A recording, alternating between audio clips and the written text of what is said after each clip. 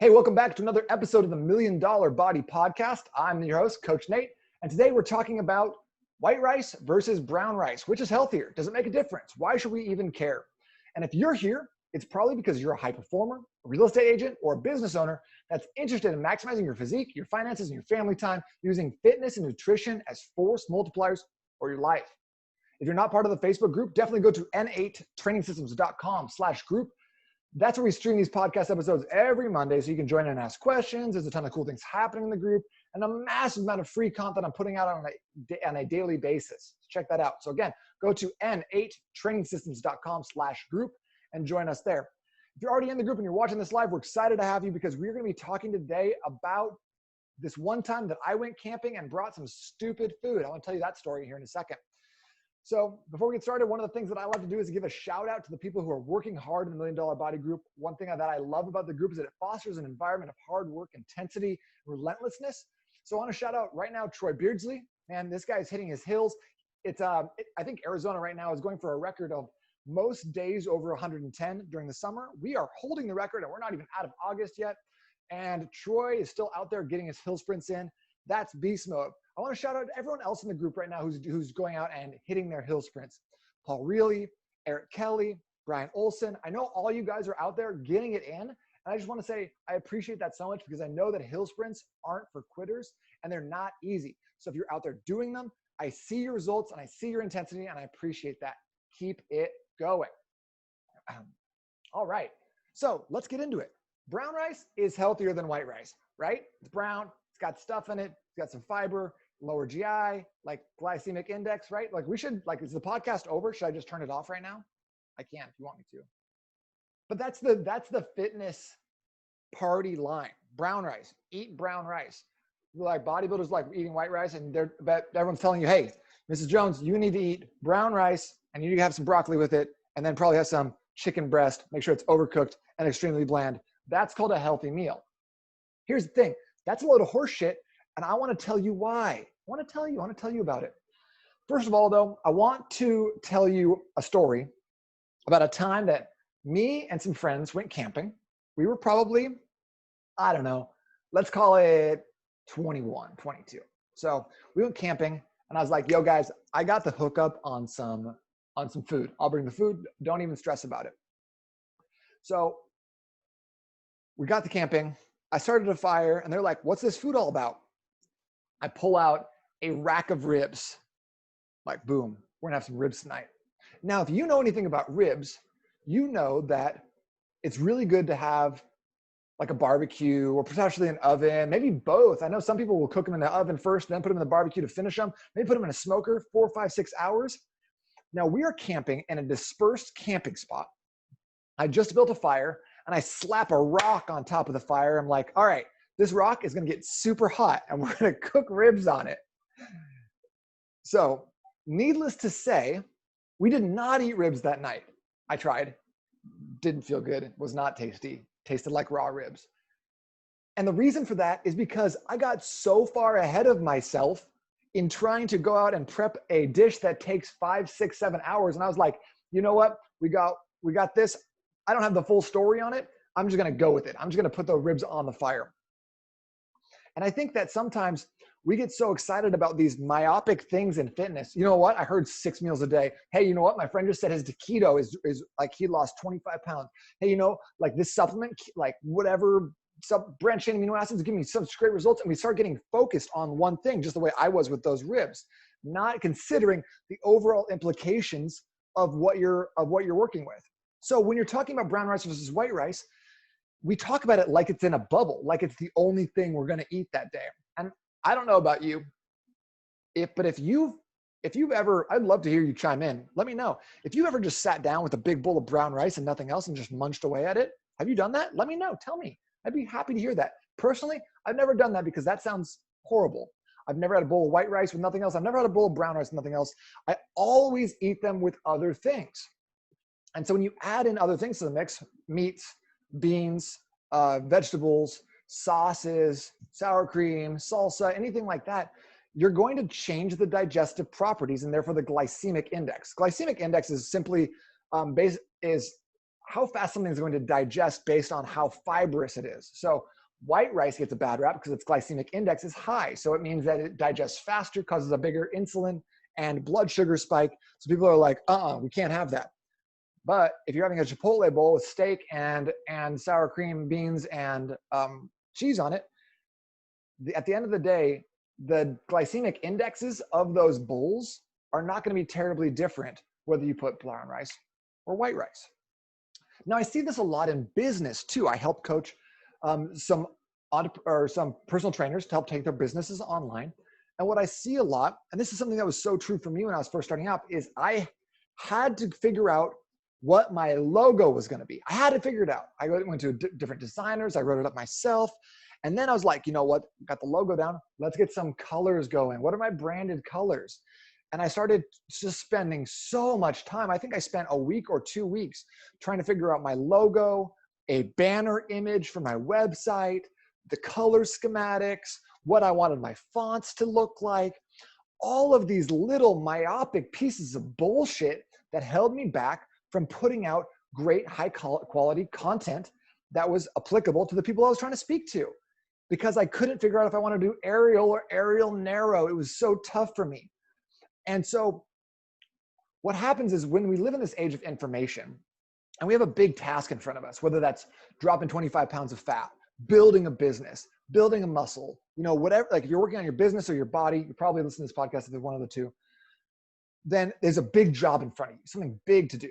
And all of a sudden we see something that's like brown rice. That's the ticket. 6 meals a day. That's the ticket. Drinking a green juice in the morning. That's the ticket. But it's not the ticket. It's not the thing that's going to move the needle in your business or your body. It's not going to give you what you want.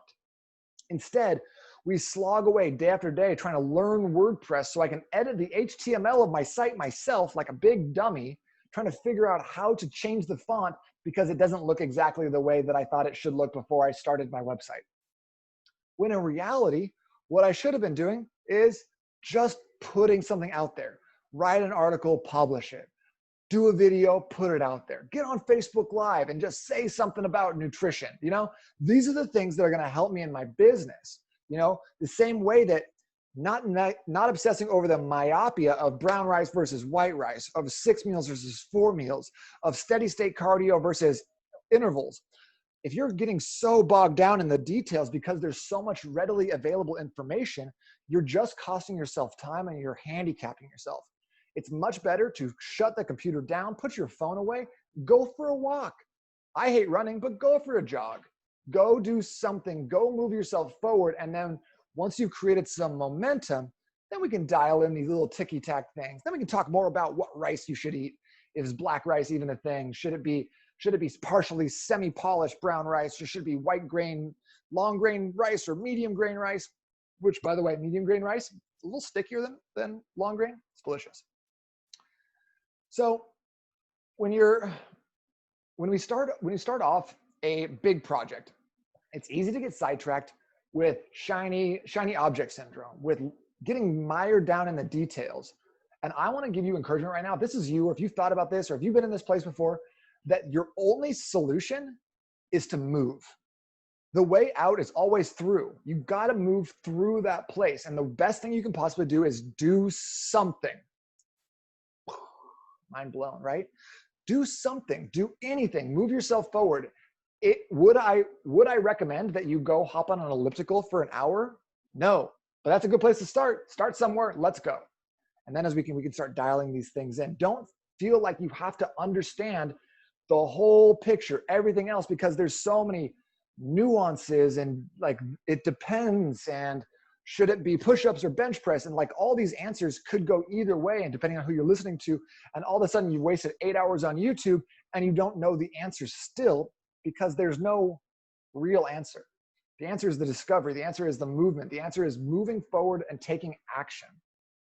So think about this. The internet is this garbage can just filled with misinformation, pseudoscience, holistic lifestyle coaches that have read Wheat Belly and Grain Brain, and now this all of a sudden are going to give you advice on inflammation causing foods, and they're qualified to dish out nutritional advice in line with their own philosophy. So think about like when we were talking about eggs, for instance. There was big hullabaloo about eggs in like 2014. We're like, you know what, eggs, they say it's as bad for you as smoking.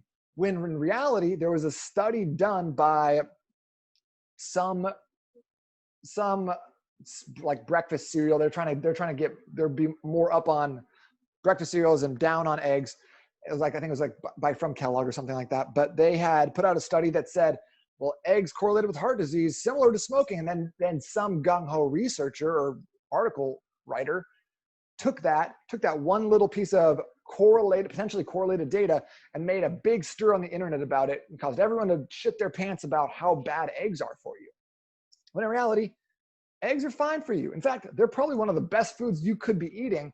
And even if they weren't, who cares? We got so lost in the details on that we couldn't see the forest for the trees. So, and depending on who you ask, grains, the same thing. Inflammation causing, cancer agents, gluten. But then also they could probably be okay. A lot of people, like the food pyramid has they want like 12 servings of grain per day, So like, don't get so lost in the exact details, especially based on like shock article headlines. Legumes have been shown to cause leaky gut syndrome. They got phytates in them. Same thing that's in brown rice. You'll see. And then you talk about the paleo diet, which is down on nightshades like peppers and tomatoes, because those things are gonna apparently sneak into your bedroom at night and sniff your underwear. And I don't actually know. I didn't read that article, but I'm assuming they said sniff your underwear. I'm not totally sure. So if you're like in a position like this, and you're just trying to do more and more and more research to figure out what is exactly the truth here, there's only one thing that's going to happen to you, and you're going to get more confused. You're going to get mired in the details, and unless you find a really, really reputable source that you can just basically trust everything they put out, you're going to be worse off than when you entered in. So I'm kidding about a lot of these things being so dramatically bad, right? But nightshades, grains, and eggs have all been extolled for being healthy on one side and also demonized for being super unhealthy on the other side. So who do you believe, and how do you discern the information, and how do you keep from getting lost in the details? So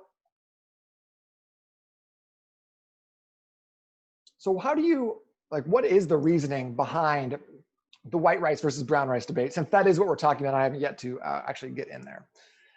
So basically the big thing is that white rice and brown rice, while they both fall into the shared category of rice, white rice is just brown rice that's had the husk polished off, which removes certain nutrients in it and fiber, which causes a lot of people to be super outraged, over their second caramel macchiato, pretty upset about that. White rice haters often say two things. Number one, lack of vitamins and minerals that brown rice has, lack of fiber. And then number two, high glycemic index, means a bigger blood sugar spike when you eat it. Both of these are totally true things, completely valid, scientifically proven. Also, they don't matter. Don't matter at all. They're not even important. So like we said before, the fast digesting versus slow digesting, the glycemic index argument basically is irrelevant when you're talking about the food combinations. Most of the time, we're not eating a big bowl of rice and calling it a night. We're combining it with meat, combining it with beans, vegetables, peanut butter, I don't know, Chipotle, it's whatever you want to do. This is due to the fact that rice is actually extremely delicious when eaten in conjunction with other foods. So here's the thing about brown rice, though. I mean, it sounds like brown rice has got one in the positive columns, white rice has got one in the negative column. You're like, okay, well, I still think brown rice could be better. Here's the thing, check this out. Brown rice has that fibrous husk around it that people are in love with, allegedly. But the thing about that is that the brown rice husk still has phytates in it, which is phytic acid. It's classified as an anti-nutrient. The phytates essentially reduce your protein digestion, and they bind to nutrients like calcium and stuff in your body and pull them out of your soft tissue, or don't allow them to be absorbed from the food you're eating. I know, isn't that crazy? Isn't that disgusting? Haven't we been lied to this entire time? Here's the thing though, that doesn't matter either. It totally doesn't matter. that those have some phytates in them. It doesn't matter that some beans have similar things, because at the end of the day, those play such a small part that if you were optimizing your body to the point where you're trying to win a Super Bowl and you're training 16 hours a day and you're getting as much as possible sleep, then okay, let's dial in your legume consumption a little bit. Let's only give you great northern beans, no more pinto or black beans, no more phytates. But the chances are you need to drink more water and you need less processed food. And if that means eating more beans, then I'm all for it. Great job. Keep it going. We can dial that stuff in a little bit later. For the vast majority of us who just want to look better, feel good, look great with our shirts off, it pretty much just negates the other nutrients in the brown rice. So it doesn't matter at all. So brown rice and white rice are both fine. Stop overthinking everything. Because overthinking things and actually stressing about them and worrying about how many nutrients you're being sapped from your brown rice, that shit will kill you. That shit will actually end your life faster. So the bottom line here with the brown rice versus white rice debate is it doesn't matter. Pick the one you like better. You know, the thing about rice anyways is that we just want to make sure that we're having it at the right time. So rice is actually, surprisingly enough, a carb. It's considered a carb. I know. So when you have your rice, you want to make sure that you're eating it at a time that serves your purpose, whether that's brown rice or whether that's white rice. The carbs that you eat, especially later in the day and post-workout, are going to give your body the ability to recover from your workouts, refuel your muscles with muscle glycogen to give you more energy for tomorrow's workout, and can actually help you sleep a little bit better if consumed at the proper time. So when it comes down to it, I'm actually going to prefer a white rice most of the time because I'm going to be eating that post-workout, and I would love a little bit more of a blood sugar spike than with the brown rice. Now, if someone's like, hey, I made you a bowl with brown rice in it, am I going to be like, actually, no, I have white rice because it's glycemic index and it's post-workout? No, because it doesn't matter. But at the end of the day, I like white rice better. I'll eat more of it and enjoy it. So that's the one I stay with, okay? So really reminds me of a time when I was traveling with my wife. We were in Panama, and we were out like looking around, trying to like explore the city, walking around Panama City. And we were talking to a group of people, and they were like, okay, yeah, just make sure you avoid this one street because it's super dangerous. There like a lot of bad stuff happens on the street. You definitely don't want to go there. It's extremely like the most dangerous street in Panama. And we were like, well, what could possibly be going on that street? So we had to go check it out, obviously. And here's the thing.